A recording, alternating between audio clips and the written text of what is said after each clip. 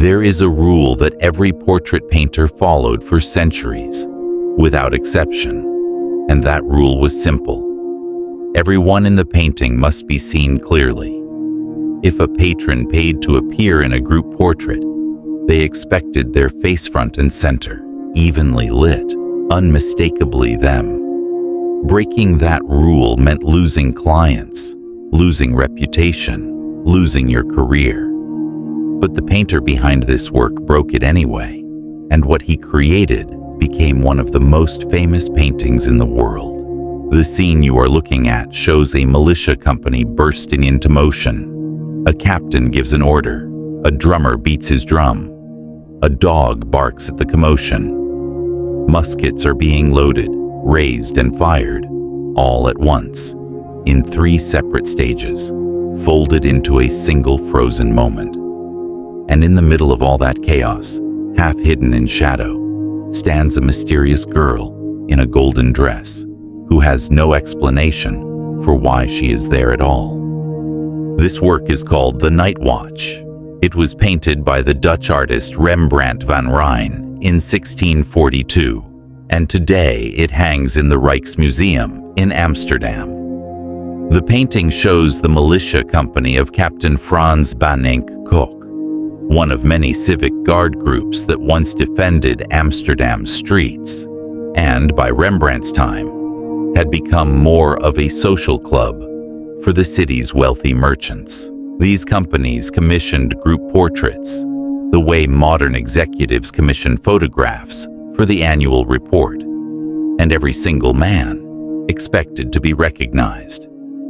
Rembrandt was already the most sought-after portrait painter in Amsterdam when he received this commission.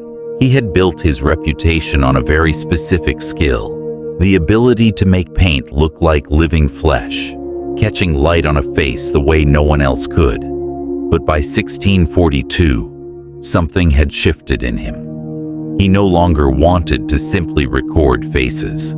He wanted to build a story. So when 18 guardsmen paid him to paint their portrait, Rembrandt did something almost no one had dared to do before. Instead of lining them up in neat, orderly rows, the way every group portrait before it had done, he threw them into motion. He staged an event. Some men are pushed to the back, swallowed by shadow. Others step forward into blinding light. A few are barely visible at all, just a helmet or a spear catching a glint of sun.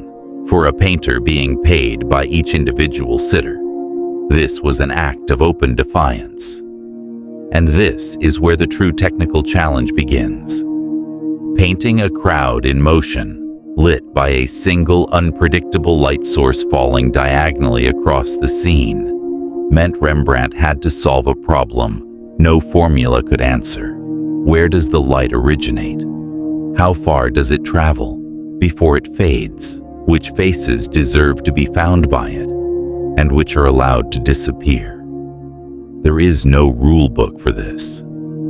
Every decision had to be made on instinct, and one wrong choice could turn the whole composition into visual noise. Rembrandt solved it by treating light as a character in the story, rather than a technical requirement.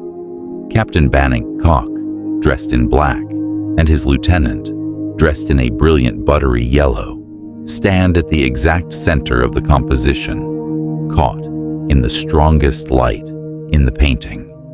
Around them, the light scatters unevenly, catching a raised hand here, a drum skin there, a musket barrel somewhere else, while entire figures behind them are left to the shadows.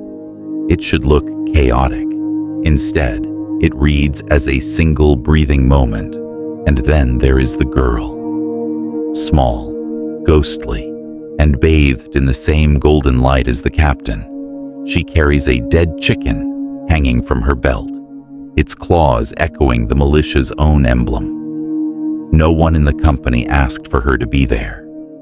Historians still argue over what she means, whether she is a mascot, a symbol, or a private joke folded into the canvas. What is certain is that Rembrandt placed her exactly where the eye would find her, using light to insist that she mattered, even though logic says she should not be there at all.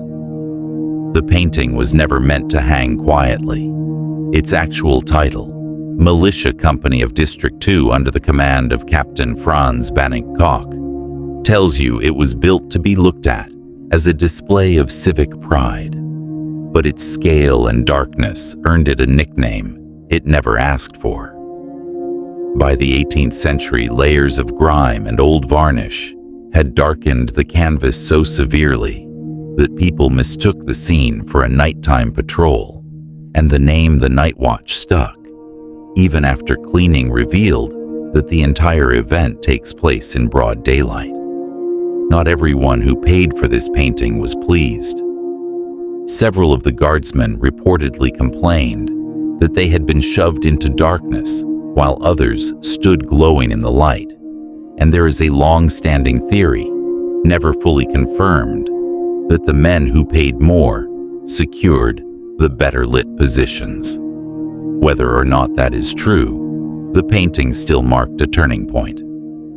Group portraits would never again be simple rows of faces once Rembrandt showed the world that a crowd could breathe, move, and tell a story, all through the placement of light and shadow.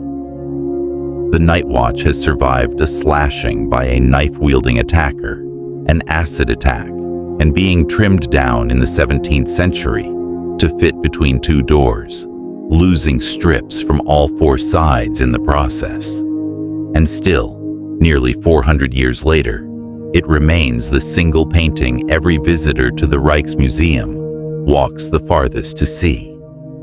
I would love to know which figure in this painting catches your eye first: the captain in black, the lieutenant in gold, or the mysterious girl in the shadows. And whether you think Rembrandt knew even then that he was breaking every rule of the genre he had mastered.